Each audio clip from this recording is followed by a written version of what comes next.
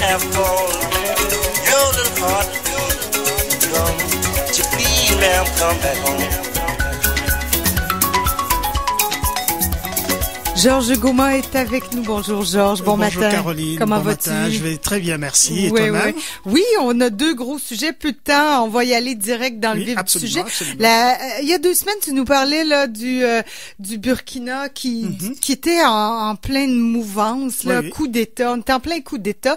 2 semaines plus tard, qu'est-ce qui était devenu du Burkina Faso? Tout à fait, on était avec Emmanuel Yameogo, le jeune Burkinabé qui était avec nous ici, et nous parlions à l'époque d'un coup d'État qui venait de se faire au Burkina Faso contre le régime de transition qui a renversé Compaoré, le vieux dictateur du Burkina Faso. Eh ben, ce régime de transition a travaillé, il travaillait correctement, et jusqu'au moment, évidemment, où ils allaient programmer les élections, parce qu'un régime de transition est un régime de transition qui a vocation à préparer une transition pour élire un nouveau président en bonne et due forme. Ouais. Et malheureusement, Gilbert Diendéré, qui était un haut gradé de l'armée et qui a quelque chose à voir aussi dans la mort du Tché africain Thomas Sankara, et qui était là, qui est en rapport avec le président renversé Compaoré, il a fait un coup d'État.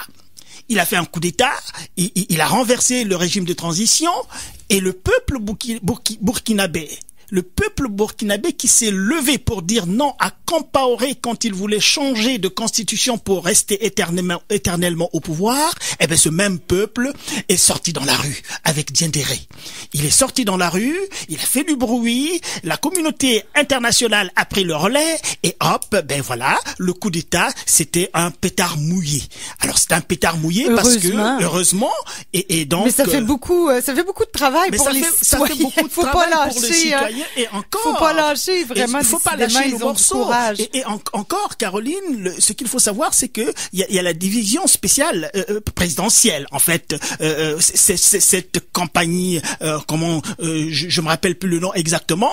En tout cas, la RSP, donc qui était très très dotée militairement, puisque c'est la garde présidentielle au temps de Compaoré qu'on a mis dehors.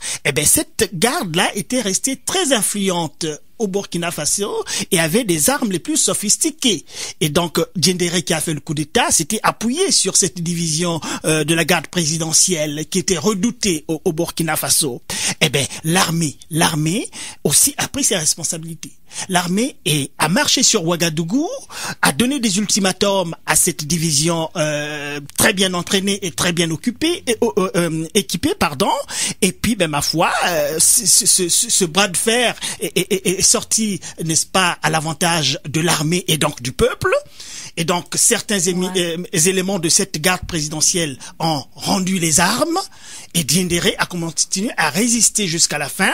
À la fin, il était obligé de lâcher prise aussi. C'est une bonne nouvelle. C'est une bonne nouvelle. C'est pour le Burkina Faso. Et ça nous amène à parler justement du Congo-Brazzaville, qui est pas tout à fait la même situation, mais qui pourrait éventuellement servir d'exemple. Non, mais c'est pas la même situation, mais ces deux situations du Burkina Faso et du Congo-Brazzaville, il y a des similitudes énormes, à commencer par le fait que les deux dictateurs qui étaient au Burkina Faso et au Congo-Brazzaville sont arrivés au pouvoir après des coups d'État sanglants, après avoir tué un président en exercice. Qui plus est, étaient des présidents qui voulaient travailler pour le pays. Au Congo-Brazzaville, les Congolais qui nous entendent, puisqu'ils nous entendent au Congo, à Paris, en Europe et ici, et ils sauront que au Congo-Brazzaville, il y avait Marien Ngouabi. Marien Ngouabi, c'était ce président qui a fabriqué Sassou Nguesso d'ailleurs, qui est au pouvoir en ce moment, et qui était un patriote. Était un grand patriote, et que Sassou Nguesso, je vais le dire parce que c'est une vérité que tout le monde le sait, mais c'est pas la vérité officielle. Sassou Nguesso, qui était ministre de la Défense à l'époque, qui était le chef du service secret à l'époque, ne s'est jamais justifié comment on peut tuer un président en pleine journée, et le ministre de la Défense chargé des services secrets ne dit absolument rien. C'est-à-dire que c'est à croire qu'il est pour quelque chose dans la mort de son président. Et il est resté au pouvoir maintenant 32 ans maintenant. Et pour que les auditeurs puisse bien comprendre pourquoi nous mettons en point d'honneur à parler de cette situation-là, parce qu'on en a marre, Caroline. On en a marre. Il faut qu'on arrête avec des dictatures en Afrique, parce que la relation avec ce qui se passe en Afrique, c'est les conséquences qu'il y a en Occident. Écoutez les gens qui viennent, la crise de l'immigration là. Et si les gens étaient bien chez eux, alors ils ne choisiraient pas d'aller mourir dans la morgue terranée. Je voulais dire la Méditerranée, mais la morgue terranée. Tout à fait. Parce que les gens viennent se creuser. Ce n'est pas un choix. On choisit Donc, pas d'être réfugié. je reviens un peu sur le Congo-Brazzaville là, ce qui se passe en ce moment. Alors, ce qui se passe en ce moment, c'est la démarche que Sassou Nguesso a adoptée dès le départ avec un cynisme inégalé. Avec un cynisme inégalé. Il est très impopulaire au Congo-Brazzaville et il le sait. Mais il veut faire le passage en force. Il a dit qu'il y avait consensus. Tout ce qu'il fait n'est pas consensuel, mais il proclame le consensus au su et au vu de tout le monde. Il n'y a pas consensus au Congo-Brazzaville, puisque l'opposition est toujours restée à l'écart. Il a toujours mis à l'écart l'opposition. Il n'y a pas un débat démocratique au Congo-Brazzaville. Et la communauté internationale, pour nous reprendre, Caroline, la communauté internationale, par la gouvernance du monde, représentée par les Nations Unies, ont demandé à Sassou Nguesso d'arrêter ses conneries. Il n'écoute pas. Les États-Unis ont demandé à Sassou Nguesso d'arrêter ses conneries. Il n'écoute pas.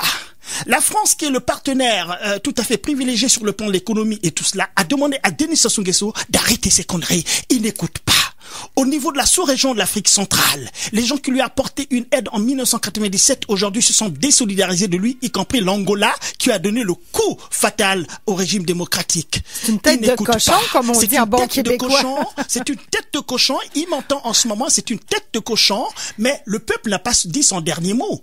Parce que c'est ça va venir du peuple. Mais ça viendra, finalement. parce que, écoutez, comme on l'a vu au Burkina Faso. Comme on l'a vu au Burkina Faso, et surtout la démonstration du 27 septembre dernier, la démonstration de force de l'opposition qui a sorti dans la rue à Brazzaville. 300 000 personnes dans la rue, c'était noir de monde à Brazzaville. C'était noir de monde, Caroline. Et tout le monde, la presse internationale a pris le relais de cet événement. Et nous avons pensé sincèrement, tous les Congolais ont pensé sincèrement que, attends, Sassou Nguesso ne peut pas voir ce qu'il a vu et continuer dans sa bêtise. Idiote. Il semble que c'est pas le genre de choses qui les arrêtent. Mais non, c'est pas le genre de choses qui les arrêtent. Et certainement que, avec un peu de recul, on se rend compte que ce monsieur a tellement peur de se retrouver en dehors des arcanes du pouvoir, et la peur est justifiée par le poids des crimes qu'il a commis, parce que en dehors du pouvoir, que ça soit à l'étranger, que ça soit au Congo-Brazzaville, il n'est pas tranquille. Est-ce que Georges, en dehors du pouvoir, il se retrouverait en prison? Absolument, il y a une forte présomption. Ça doit peser dans la balance. Ça doit peser dans la balance, mais le problème, c'est qu'il est, en faisant ce qu'il hante de faire, écoute, il va impliquer d'autres personnes assez bêtement dans sa folie meurtrière, parce que en ce moment à Brazzaville, la ville est inondée des bétaires, des véhicules militaires. La police est sur les dents. Et ils ont annoncé le fameux référendum qui devait avoir lieu le 25 de ce mois. Il dit que le 25 de ce mois, donc dans 2 semaines à peu près. Attendez, où est-ce qu'on a déjà vu que on prépare des élections en moins de 3 semaines et ainsi de suite? En tout cas, ici, on a un exemple au Canada que ça peut être long, une campagne électorale. Attendez, une campagne électorale, ça se prépare là. Il y a la gouvernance électorale qu'il faut voir, c'est-à-dire les listes électorales qu'il faudra voir et toutes ces choses-là. Donc voilà ce qui se passe au Congo-Brazzaville. Appel au peuple de pas lâcher, faire comme au Burkina. Je vais profiter, Caroline, ici, de demander aux Congolais de ne pas lâcher ce morceau-là. Tout à fait. J'appelle évidemment le peuple congolais de ne pas se laisser berner pour la énième fois. Ça fait 40 ans que ça dure avec ce monsieur-là. Les batailles les plus fortes se mènent à la force du courage du peuple. C'est cela qu'il faut faire au Congo-Brazzaville. Et nous appelons les Congolais de Brazzaville à la désobéissance civile, parce que la désobéissance civile, c'est un droit constitutionnel reconnu aux Congolais. Quand les Congolais trouveront qu'ils ont suffisamment, leurs droits civiques sont suffisamment bafoués, ils ont le droit à la désobéissance civile, parce que cette constitution, les lois congolaises, sous le régime de Denis Sassou Nguesso, n'ont jamais été respectées. même si c'est lui-même qui a mis ces lois en place. Georges, je pense que le message est très clair, là. Ben, je vais espérer que ce message soit clair. Et une fois de plus, je demande aux Congolais de Brazzaville, aux Congolais de l'extérieur, de prendre d'assaut les ambassades du Congo partout dans le monde. Parce que c'est chez eux. La personne qui gouverne au Congo-Brazzaville, c'est un imposteur. C'est un imposteur qui n'est plus président de la République du Congo, puisqu'il bafoue les lois fondamentales de la République du Congo. Et que cela soit entendu, que tous les Congolais à Brazzaville, à Pointe-Noire, à Sibiti, à Owendo, à Wesso, à Imfondo, que toutes les personnes à l'intérieur de la République du Congo prennent d'assaut la rue, les bras en l'air, parce que c'est Sassou Nguesso qui a des armes. Je sais pas pourquoi il les a achetées. Est-ce que c'est pour tuer le peuple qu'il pense qu'il va aller voir ce peuple pour gagner son référendum? Parce que le peuple, évidemment, c'est un référendum. On demande au peuple. Et donc, c'est un appel que je lance depuis le Canada, depuis le Québec, depuis l'Amérique du Nord. Espérons que sur nos ondes, il sera entendu à travers le monde.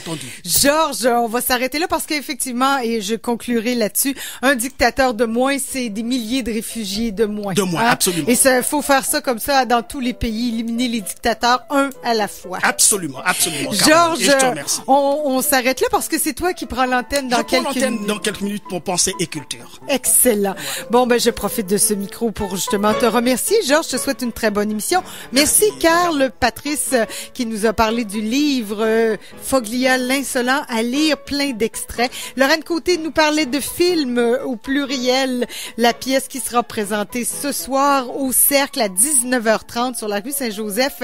Allez-y, vous pouvez réserver ou sinon. On a parlé aussi à Joël Legendre de Lip Sync Battle, une émission qui remporte un grand succès, c'est la folie du jour. Merci Guillaume Villemer. Merci aussi à Yves Dubois à la mise en onde, au choix musical et à la réalisation. Je vous souhaite une très bonne journée. Il va faire soleil aujourd'hui. Oui, ça, c'est juste passager. 15 degrés. Très beau aussi, le vent qui va souffler du sud. Donc, une belle journée. On se donne rendez-vous demain, 7h. Merci à vous d'avoir été à l'antenne.